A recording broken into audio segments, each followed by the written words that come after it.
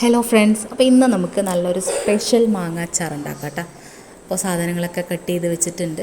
വെളിച്ചെണ്ണ ഒഴിച്ചു, എണ്ണ ഒഴിച്ചു, കടുക് പൊട്ടിച്ചു, ഇഞ്ചി, വെളുത്തുള്ളി, പച്ചമുളക്, കരിവേപ്പ്. ഇത് മൊത്തത്തിൽ ഞാൻ ചെറുതായിട്ട് അരിഞ്ഞതാണ്.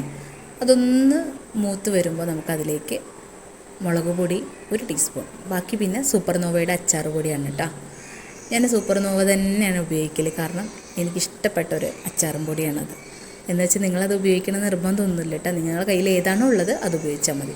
പിന്നെ ആവശ്യത്തിന് ഉപ്പിട്ട് കൊടുക്കുക. ഉപ്പിട്ട് കൊടുത്തിട്ട് അത് നല്ലൊരു ബ്രൗണിഷ് കളറാവണേ.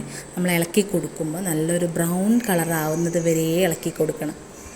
എന്നിട്ട് നമുക്കിതിലേക്ക് മാങ്ങ ചേർത്ത് കൊടുക്കാം. ചെറുതാക്കി അരിഞ്ഞ് വെച്ച മാങ്ങ ചേർത്ത് കൊടുക്കാം.